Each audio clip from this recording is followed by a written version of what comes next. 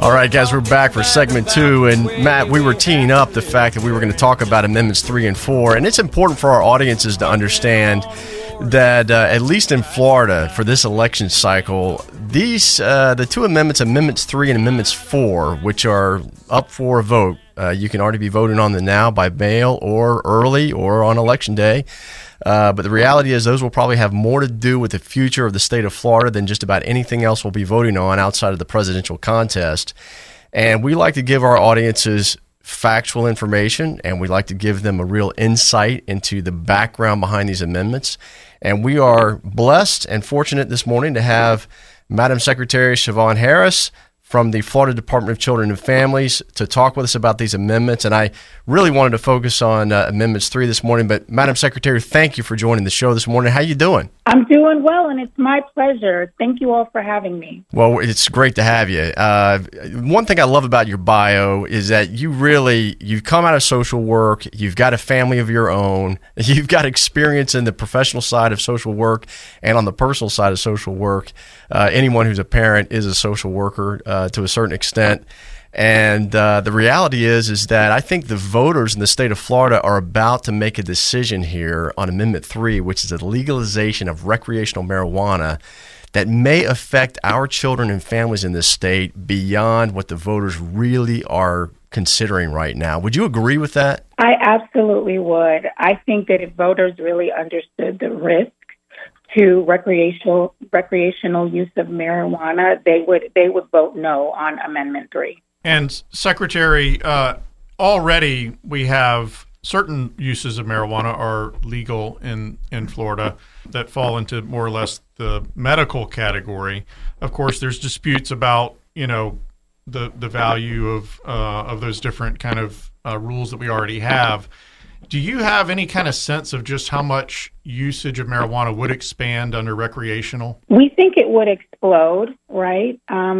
And I think that one of the things that they were primarily concerned about is just the impact that it will have on our kids. First, it will create this laissez-faire attitude towards substance use. And we know the dangers of that. We see it every single day. We see individuals starting out with recreational use and advancing into serious addiction, leading to potential death. And so I think it just sets a bad precedent.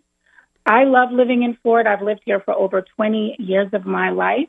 I think it is the great state of Florida, and I think it will fundamentally change the landscape of our state. Secretary Harris, you have been known for launching the Coordinated Opioid Recovery Unit. This is a tool that we have been using in the state of Florida now to fight the opioid epidemic, and it seems insane that on the one hand, we would be working so hard to fight and control the expansion of opioid use and abuse in this state, and yet now we're getting ready to legalize a substance that could be just as catastrophic as opioid use and actually can lead to further opioid abuse. Absolutely. We are fighting every single day to reverse the impact of the opioid epidemic and really raise awareness around the dangers of opioids and other substances. And certainly, I think that individuals are downplaying the detrimental effects of marijuana use.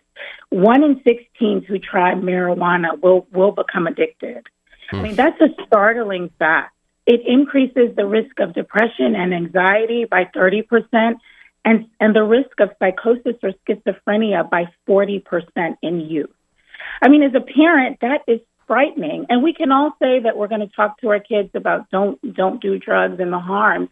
But the reality is that when you can go to your local park or be walking down the street and see someone smoking a joint, I mean, what message does that send to our kids? And the numbers that you just quoted are just really mind-blowing because I'm thinking of the analogy of the disclaimers that you hear on prescribed pharmaceuticals when you watch TV.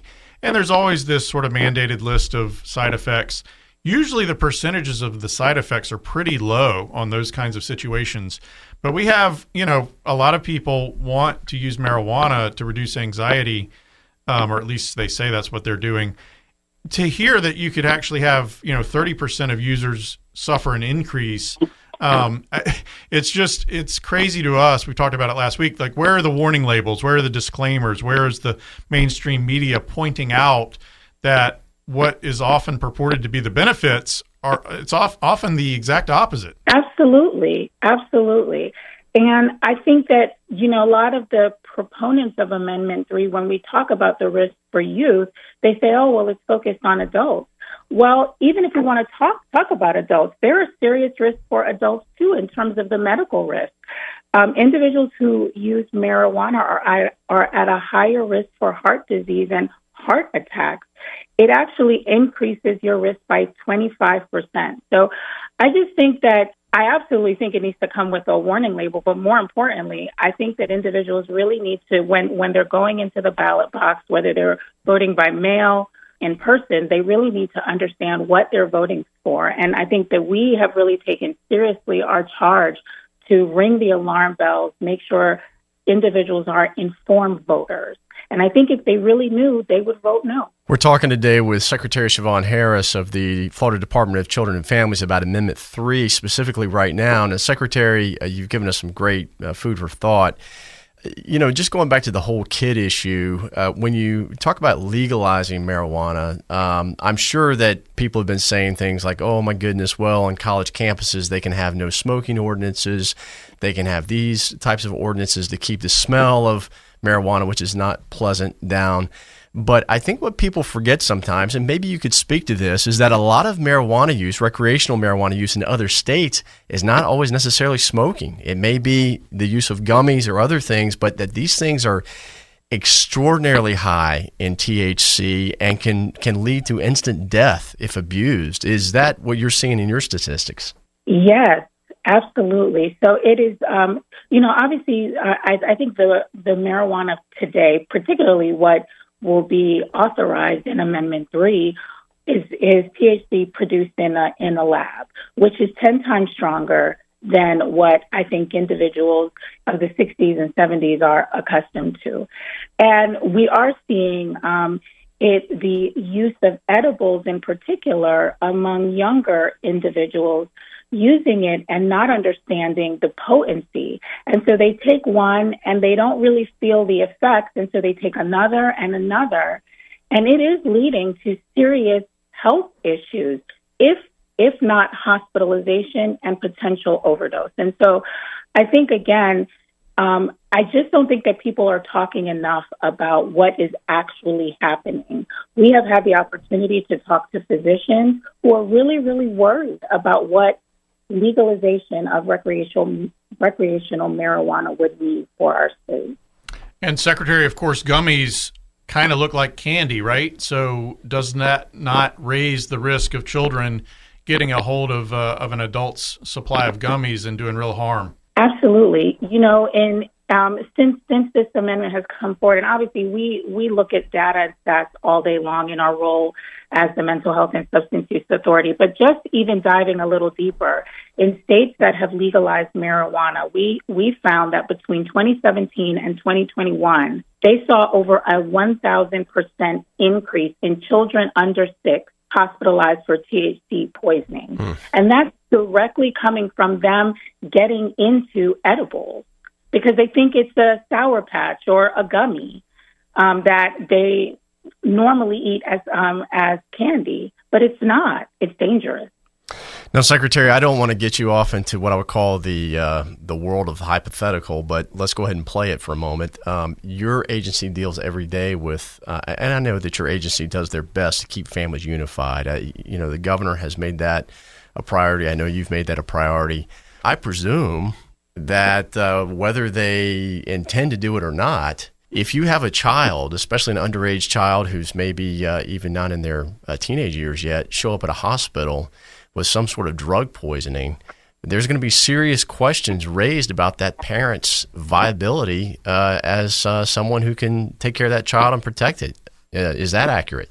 Yes, I think that it will have ramifications in all sectors of our system, including our child welfare system. I'll tell you, even now, I don't know that the public knows that one of the leading causes for children who or babies who die from sleep-related disorders, it's because their parents were using marijuana. So co-sleeping is a real risk, and we tell parents not to do it. But most often when a child dies from co-sleeping, it's because the parent was using THC. Just meaning that the parent was basically had decision-making impaired or something of that nature, or were there other factors as well? I mean, one of the things I've always wondered about is just secondhand smoke, and how does that affect a child that might be in a home that's where parents are using?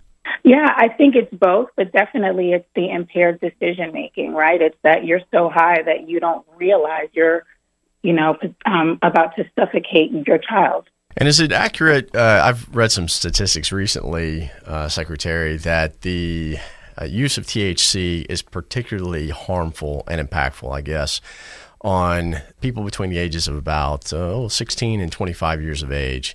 Not to say that it's ever good to use it or abuse it, even as a older person, but some of these effects that now they're beginning to study and watch are really having an impact on the schizophrenia diagnoses of young people and on other types of psychoses.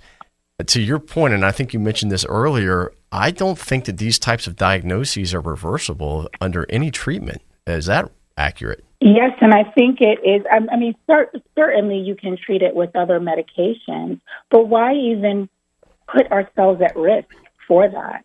These are life-altering conditions, and in many cases it can be very debilitating in your ability to live a full life without having to rely on other medications. So I just don't understand why we would even want to expose our kids to it, expose adults to it, and increase those kinds of risks. It really seems, unfortunately, you sort of alluded to this earlier, but this particular drug has really been normalized in the media by some of these other states, by what they've done over the last few years, by the federal government stepping back from enforcing what's on their books. Where is the medical community, generally speaking? I mean, it feels like the warnings are not getting out there just because the media is not reporting it. I would agree. I think that the media coverage of the dangers has been very disappointing. I'm not sure why they aren't sharing the risks as widely as they should. I suppose if you are using it for medicinal reasons, you are under the care and supervision of a physician. You should be going regularly, following up with your physician, and they can calibrate your dose. If we authorize it or legalize it for recreational use, there is no one monitoring your usage. You are on your own. And again, I really think that people don't understand the potency of what we're talking about. And again, we fight every single day here at the department to educate, to raise awareness, and to try to do all that we can to help individuals who are been affected by substance use, to get them on the road to recovery. It is a long journey. It is not a linear journey. It is an up and down journey. And I think that as a society, we should do everything that we can. And quite frankly, our state is spending billions of dollars to try to eradicate and to overcome and fight the opioid epidemic and substance use issue in our state that is plaguing all of our country. And so this is just going to perpetuate that and make it that much harder. Secretary, this has been awesome. I want to thank, obviously, First Lady Casey DeSantis for taking this issue really to heart and promoting it. I want to thank you personally for taking the time today to come out here and articulate some of this information.